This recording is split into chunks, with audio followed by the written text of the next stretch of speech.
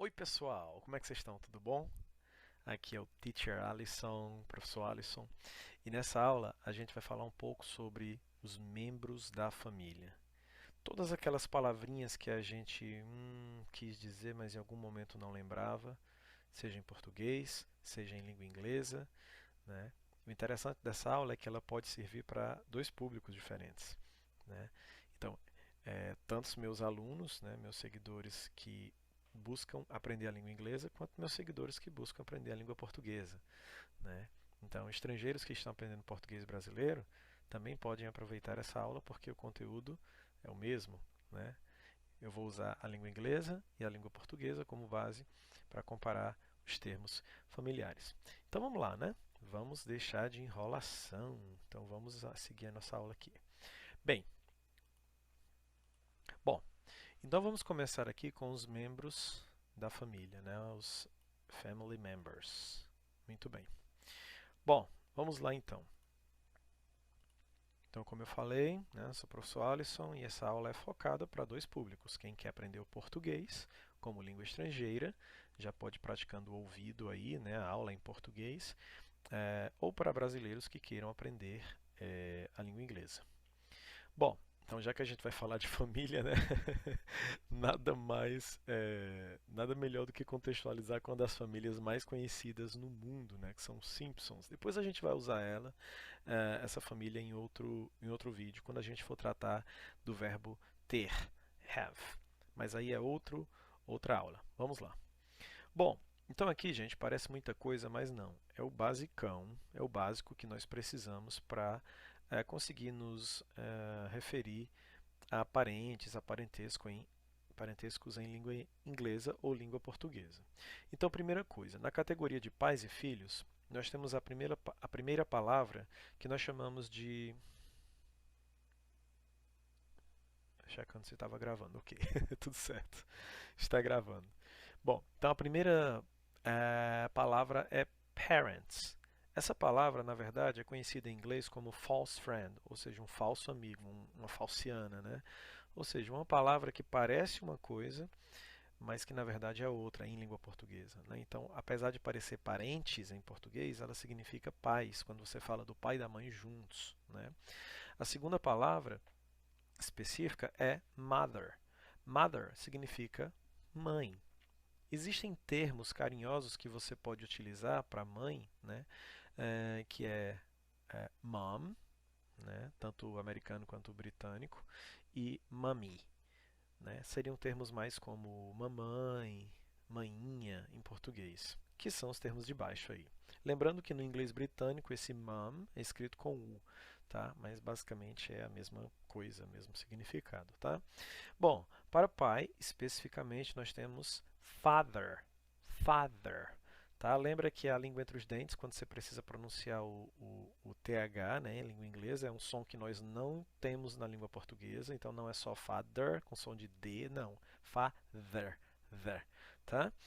Muito bem.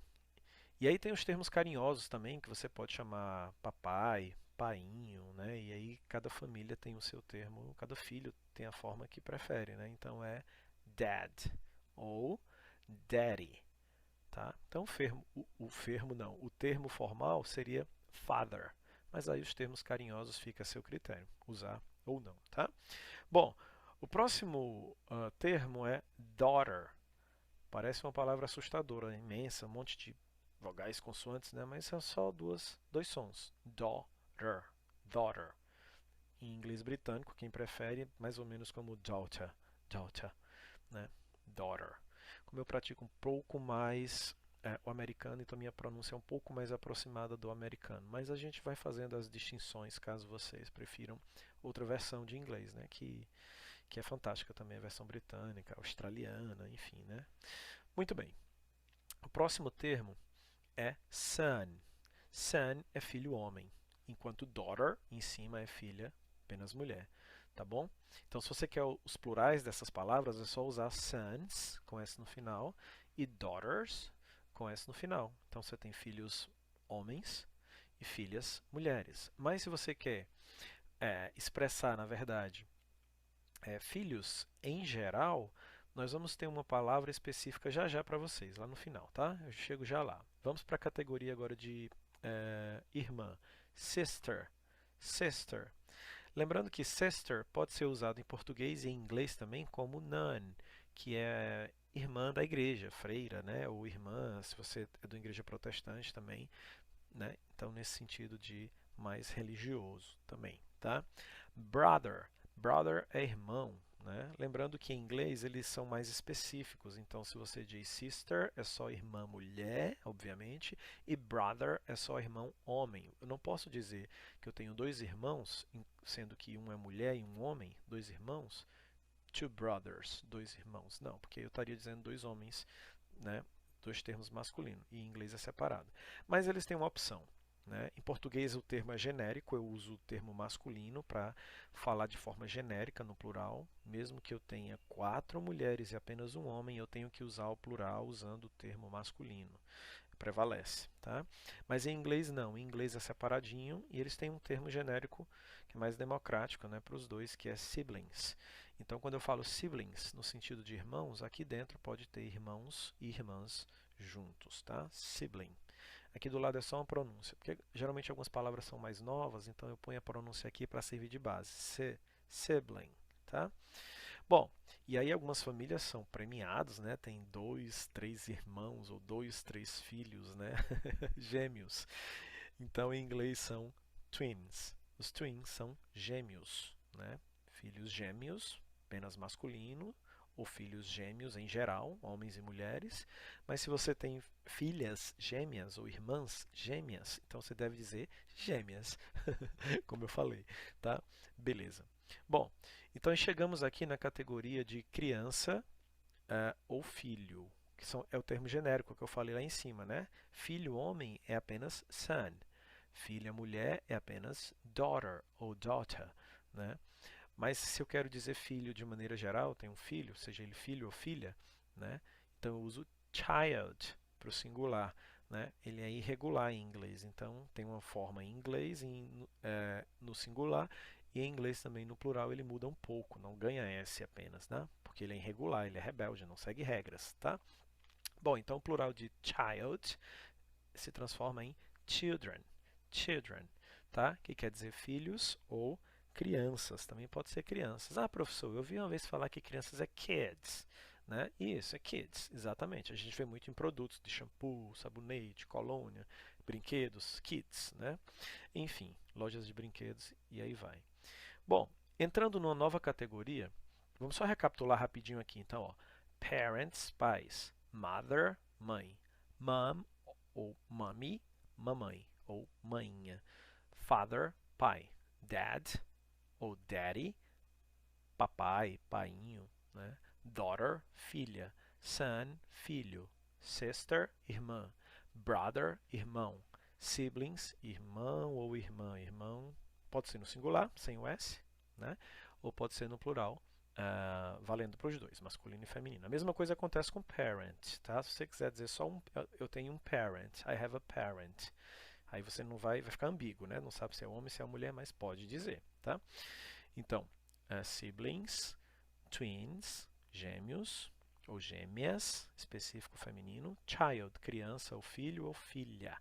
Criança é neutro, tá? Então não tem crianço, não, é criança para os alunos que estão estudando inglês, português. Muito bem. E children, crianças ou filhos ou filhas, tá? Bom, entrando na categoria avós agora, nós temos a mãe da nossa mãe ou a mãe do nosso pai, né? Que é a nossa avó. Som aberto para os estudantes de português, tá? Avó, ó, tá? E é interessante porque se você pega a categoria anterior para os meus alunos de inglês agora, né? De mãe, pai, filho, filha, né? Você pega essa categoria e antes você agrega um prefixo, um pedaço de palavra no começo de outra, você eleva essa categoria a outro nível. De pai e mãe passa a ser avó e de filho e filha passa a ser a neto ou neta. Então vamos ver como é que funciona isso em inglês, né? Eles usam muito essa estratégia. Bom, então vamos ver aqui, ó. Então se você usa o termo grand, o prefixo grand, na frente da palavra mãe, você transforma ela numa mãe superior, numa mãe da sua mãe, tá? Ou na mãe do seu pai. enfim, em geral, né? Pensando em geral. Então, aqui a pronúncia é gran, é um E mais glotal, mais apertado aqui, né? Eu não sei exatamente produzir ele porque nós não temos em português, então eu faço aproximado, né? Meus amigos americanos, ingleses, australianos que me perdoem a pronúncia, mas eu tento fazer o mais aproximado possível. Então é grandmother, grandmother. Lembra do TH, a língua entre os dentes? Mother, mother. Ok, então grandmother seria avó, né?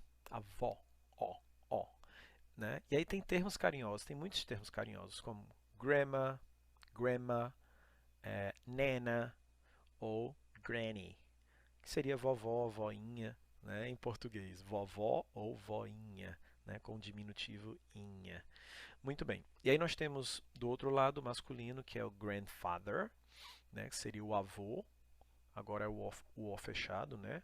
O avô para os alunos de inglês, né? E grandfather para os alunos de para os alunos de inglês, agora é grandfather e avô para os alunos de português. Bom, e aí tem os termos carinhosos também, tem um termo carinhoso na verdade, né? Grandpa, grandpa, tá? Esse D não é necessário você falar, né? Aqui na transcrição fonética, claro que ele fala, é uma transcrição fonética mais britânica, mas na americana é como se fosse só um M, né? Grandma, grandpa, né? O dele, ele fica um pouco mais discreto, tá? Na pronúncia americana. Então, grandpa, tá? Vovô, vô ou avô, né? E aí você pega a palavra filha, coloca grand na frente, já tem um D, né, da palavra daughter, você repete o outro D, granddaughter, não tem problema, e você cria a categoria abaixo de filha, que é neta. Grandson, neto. Se eu quiser fazer os plurais, é só acrescentar S, eles são todos regulares, tá? Se você tem duas avós, grandmothers, dois avós, grandfathers, duas netas, granddaughters, dois netos, grandsons. Mas claro que existem categoria netos em geral, genérica, né, que é envolvendo tanto os homens quanto a mulher, que é, você pega a palavra filhos e coloca a palavra grandson na frente. Filhos no geral, não filhos masculinos apenas, né? Então, grandchildren, netos, tá? Incluindo netos e netas. Bom, e aí você pode criar também categorias acima dos avós. É só pegar a categoria avó e antes colocar um outro prefixo. Na verdade, é a palavra solta, né? Na frente, e aí você. Só que não é mais grand, agora é great. Aí, great grandmother vira a bisavó. Great grandfather vira o bisavô. Né? E aí, se você quer criar categoria genérica, masculino e feminino junto, os bisavós, né? Bisavô e bisavó junto, então você bota great grandparents, porque lembra que parents era pais, grandparents era avô, e agora great grandparents são bisavós, no sentido dos dois juntos. E aí você pode colocar great também na frente de neto e neta e criar os bisnetos. Great granddaughter, bisneta, great grandson, bisneto homem, e great grandchildren, né? Que eram netos, grandchildren, agora com great na frente vira bisnetos, tá bom? Então, em inglês é fantástico, né? A forma como eles montam as palavras. Em português parece que a gente tem algo mais, palavras diferentes, mais diferentes, não sei, pode ser uma impressão, mas enfim, as duas línguas são fantásticas, né?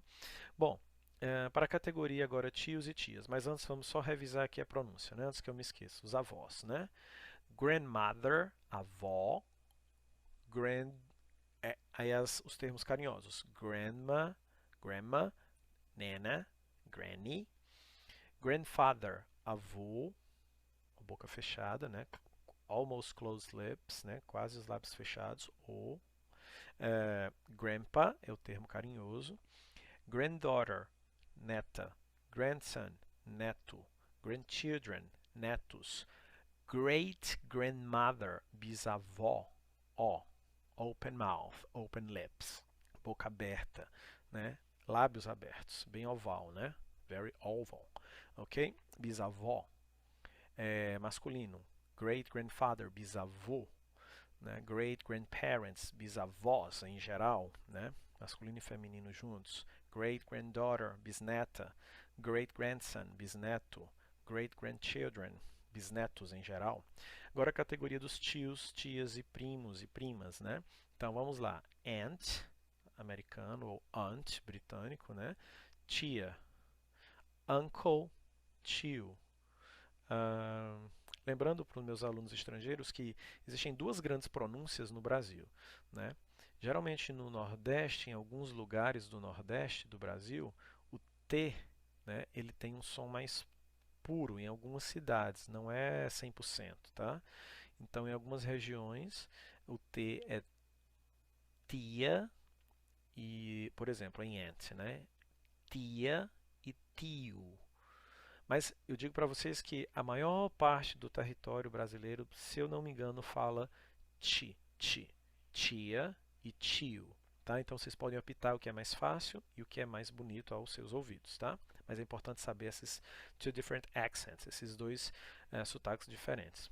Bom, então tia e tio, ou tia e tio, e agora primo e prima, separado, né? O gênero em português é mais não sei, ele pede mais palavras, né? Parece que precisamos de mais palavras, um gênero masculino e um gênero feminino. Em inglês, às vezes, não. Cousin serve para primo ou prima. Se for plural, cousins, primos ou primas. Em português, no geral, masculino e feminino junto, apenas o masculino prevalece com S, primos.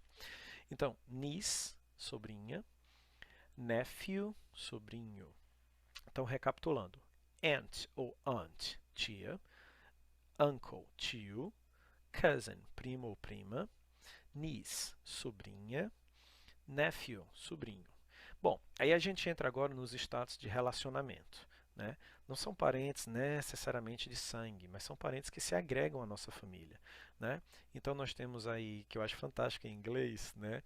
Claro que eles não pensam assim como vou explicar agora, mas quem está de fora, nós falantes de português, a gente vê as palavras ali, girlfriend, a gente lembra que girl é garota e friend é amigo ou amiga, né? Parece que foi feita uma junção, uma aglutinação ali, né? Claro que os falantes nativos de inglês não vão pensar nisso, é uma palavra, uma terceira palavra nova, né? Mas, enfim, girlfriend, né? Forma namorada. E boy, mais friend, garoto mais amigo, vira namorado, né? Girlfriend, namorada, boyfriend, namorado, né? Ok. E aí nós temos dois termos escritos diferentemente, mas a pronúncia é a mesma, que me parece ser francês, né? Eu acho que provavelmente é um borrowing from French, é um empréstimo linguístico da França, né? Fiancé, né? Tanto para noiva, só que com dois S, né? Fiancé, noiva, e fiancé, noivo, com apenas um E, né? E aí nós temos a bride, que é a noiva. Professor, tem dois termos para noiva em inglês? Tem. Só que eu acho sofisticado que em inglês eles têm um termo só para o dia do casamento ali, para aquele dia de festa, né? Da preparação da festa, que é o bride, é a noiva, apenas no dia do casamento. E o groom é o fiancé, o noivo, mas só apenas no dia do casamento. Tá bom? Fora esse dia, eles são fiancé, né? Muito bem. E aí temos a wife, que é a esposa, ou em português vocês podem dizer também, meus alunos estrangeiros, mulher, é muito comum as pessoas falam minha mulher, minha esposa, né? Minha mulher em inglês is my woman, né? Então, my wife, my woman, the same, tá? A mesma coisa. Bom, em português. Então, husband, marido, né? Às vezes é possível dizer esposo, final O, né? Lembrando, meus alunos de língua estrangeira, português como língua estrangeira aqui, qualquer palavra que termina em O, né? Os alunos estudantes de português como língua estrangeira, qualquer palavra que termina em O, a gente não pronuncia como O, né? Não é tio, não é tio. U sound, tá? Like W, como W, U. Tio, primo, não primo, não, primo. Sobrinho, não. Sobrinho. Namorado, não. Namorado. Noivo, ok? Então, se você lembrar dessa regra, vai ajudar muito a improve your accent in my language in português. Então, vai ajudar muito a melhorar a sua pronúncia na minha língua, no português, ok? Muito bem. E aí nós temos o spouse, Coloquei aqui a transcrição fonética, né, que são os símbolos da sequência dos sons, porque essa realmente eu nunca lembro, né? Spouse, spouse, né? Parece esposo ou esposa em português, né? Provavelmente tem uma relação, que são os cônjuges, né? São as pessoas que estão ali para se casar, né? Acredito que é isso a definição. Bem, então vamos só repetir aqui, né, para reforçar. Então, status de relacionamento. Relationship status. Então, girlfriend, namorada, boyfriend, namorado, fiancé, noiva, fiancé, noivo, né? Bride, noiva só para o dia do casamento, groom, noivo só para o dia do casamento também, wife, esposa ou mulher, né? No sentido de esposa, wife, husband, marido ou esposo, and spouse, cônjuge. Muito bom, muito bom. Estamos chegando perto do fim, né, gente? Vamos para a terceira parte agora. Bom, e aí entramos na categoria dos in-law, que eu acho fantástico esse termo in-law em inglês, porque em português a gente traduziria como na lei ou perante a lei. Então, todos esses in-laws vão ser tratados como parentes não sanguíneos, não consanguíneos, não de sangue, né? Mas imagina que você casa com alguém, essa pessoa com quem você casa tem irmão, irmã, mãe, pai, então essas pessoas passam a ser perante a lei e na lei seu irmão, sua irmã, seu pai, sua mãe também. Não de sangue, mas de perante a lei, né? In-law. E não é law, tá, gente? Pronuncia O. In-law. Alunos brasileiros que estudam inglês em law.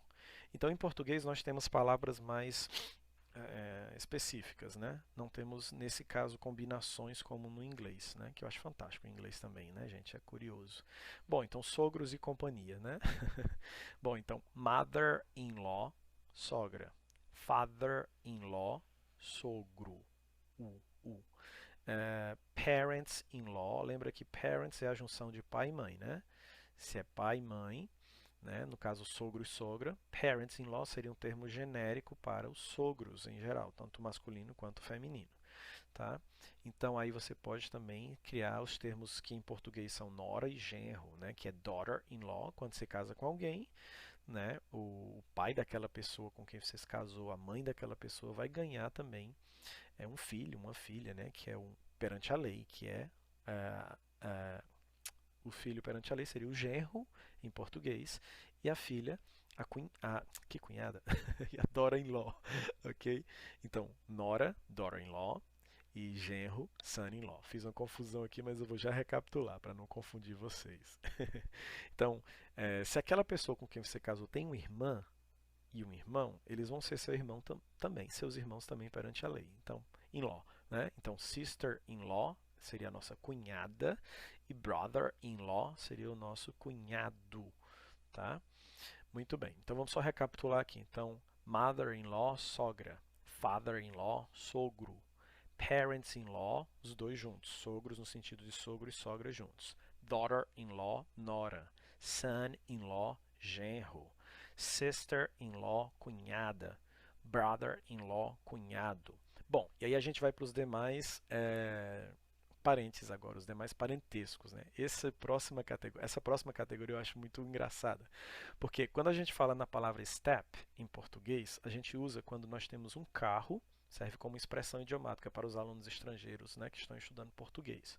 Então, um step é algo que é um termo em inglês, claro, que a gente entende como algo extra, algo substituto. Se você precisa substituir uma coisa por outra, essa outra coisa extra é um step. Então, quando você vem dirigindo no carro, seu pneu estoura ou quebra alguma coisa, você precisa de um pneu extra para trocar, para substituir do carro. Então a gente chama esse pneu extra que fica dentro do carro ali ou embaixo, ou dentro do porta-malas, de pneu extra step, o step, né? Lembrando que esse S, aqui no estado que eu moro, no Ceará, para os alunos estrangeiros, a gente pronuncia como, em alguns lugares do Ceará, né? Step, step, mas em geral existe um S mais puro, step, step, que eu acredito que é falado mais no sudeste do país ou em algumas outras regiões. Step ou step, tá? Então esse step seria um substituto, um extra. No caso do inglês, é interessante porque se você não tem uma mãe ou um pai, ou se você tem, mas seus pais são divorciados, separados, e tem outra pessoa, se casaram com outra pessoa, então aquela pessoa, aquela nova mãe, aquele novo pai vai ser um pai extra, um pai às vezes substituto ou não, às vezes só um pai extra, que nós chamamos de madrasta, né, e padrasto. Então, stepmother seria uma mãe extra, além da sua, né, ela estando aqui com você ou não, né, stepmother, madrasta, stepfather, padrasto. E aí, quando seu pai ou sua mãe, um exemplo, claro, né, só um exemplo, se casam com outra pessoa, e se essa pessoa, se seu padrasto ou sua madrasta já tem um filho ou uma filha, como eles vão se juntar, né, esses pais, então, esse filho e essa filha da pessoa que está vindo para a sua casa passa a ser também filho dele, do seu pai ou da sua mãe, né? Perante a lei. Né? Se não tem relação sanguínea, a gente vai chamar de step son, filho extra. Se a pessoa com quem seu pai ou sua mãe se casou já tem uma filha, e se não é de sangue, não é metade do seu pai ou metade da sua mãe, a gente chama de step sister. Tá? Então, se não tem laços sanguíneos, a gente vai chamar sempre de step. Tá? É uma pessoa extra que entrou na sua casa, seja uma mãe, um pai, uma filha, um filho.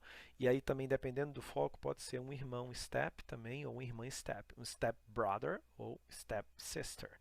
Então vamos recapitular. Então, madrasta, stepmother. Padrasto, stepfather. Enteada, que nós chamamos em português enteada, né, seria a stepdaughter. O stepson seria o enteado, né? E a stepsister seria o meio-irmã, né? Meio-irmã, stepbrother, meio-irmão, tá? Muito bem. Mas no sentido de que não tem sangue, não tem qualquer conexão sanguínea, tá? Bom, já no caso dos próximos termos, half-sister e half-brother, meio-irmão e meio-irmã, sim, nesse caso realmente eles são meio, porque nós chamamos irmã por parte de mãe ou irmã por parte de pai. Então, metade da genética daquela pessoa é da sua mãe ou do seu pai. Então, realmente, literalmente, é um meio-irmão. É diferente do step, que não tem relação sanguínea, não tem, né, genética nenhuma da família. Tá? Então, half-sister, irmã por parte de mãe ou de pai, ou seja, meio-irmã, e half-brother, irmão por parte de mãe ou de pai, meio-irmão. E aí a próxima categoria eu acho muito interessante, mas vamos recapitular, né, aqui os nomes primeiros. Então, stepmother, madrasta, stepfather, padrasto, stepdaughter, enteada, stepson, enteado, stepsister, meio-irmã, stepbrother, meio-irmão, half-sister, irmã por parte de pai ou meio-irmã, e half-brother, irmão por parte de pai ou mãe, né, meio-irmão. As próximas categorias são, nós chamamos em português de madrinha e padrinho. É um tipo de mãe também que não tem relação consanguínea, né? Não tem, enfim, não precisa ter, pode ter, mas não precisa ter, né? E é engraçado porque em inglês aqui, ó, na frente da palavra mãe, pai, existe a palavra God, Deus, né? Então é como se fosse uma mãe consagrada, um pai consagrado por Deus, né? Então, perante Deus, né? Enfim. Então, a godmother seria a madrinha. Qual é o papel da madrinha e do padrinho? Né? Em caso de seu pai ou sua mãe não poder mais estar com vocês, eles vão substituir, vão fazer o papel de pai e mãe, né, perante Deus. É tanto que isso acontece no dia do batismo, na igreja, enfim. Então um pacto que esses padrinhos e essas madrinhas fazem com os pais da gente, para que, se eles vierem a faltar um dia, eles vão assumir o papel de pai e mãe da gente, cuidando de nós, né? Bom, enfim, então o godmother seria a madrinha, o godfather seria o padrinho, a goddaughter seria a afilhada, né? Se existe um padrinho e uma madrinha, precisa existir uma afilhada e uma afilhada. Então, goddaughter seria a filha, né, perante Deus, consagrada por Deus, afilhada, e o godson, afilhado. Lembrando que você quer falar, se você quer falar dos afilhados em geral, um afilhado no singular, godchild, mas se você quer englobar os dois no plural, godchildren. Lembra de children? Filhos ou filhas, é meio que é só montar a pecinha, gente, já copiou, colou, tá? É um quebra-cabeças bem facinho de montar, tá? Se você quer montar, eu não coloquei aqui, né? Mas vamos lá. Se você quer montar os padrinhos, incluindo madrinha e padrinho, como seria? É só pegar a palavra parents, que é pais, né, e colocar God na frente. Godparents, então vira os padrinhos em geral. Bom, e aí tem o godson, que é o afilhado, né? E o godchild, afilhado de maneira genérica. Bom, e aí os dois últimos que a gente vai tratar, que são convidados no dia do casamento, né? São convidados especiais para ajudar o noivo e a noiva, né?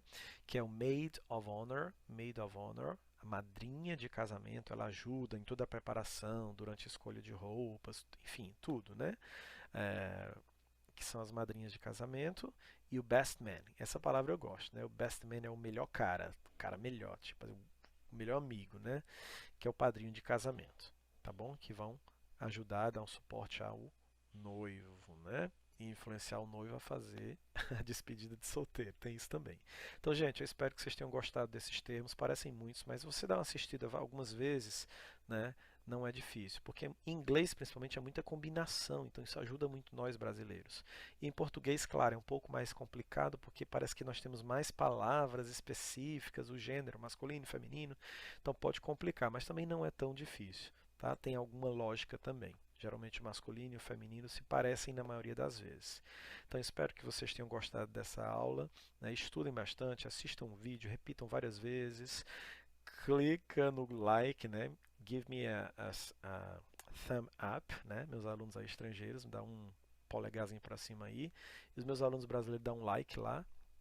Clica no sininho para ficar recebendo, porque sempre que possível, na medida do possível do tempo, eu vou fazer um esforço para gravar vídeos assim para os dois públicos, né? Já que eu trabalho com alunos de língua portuguesa, estrangeiros que estão aprendendo o português brasileiro, fantástico, né?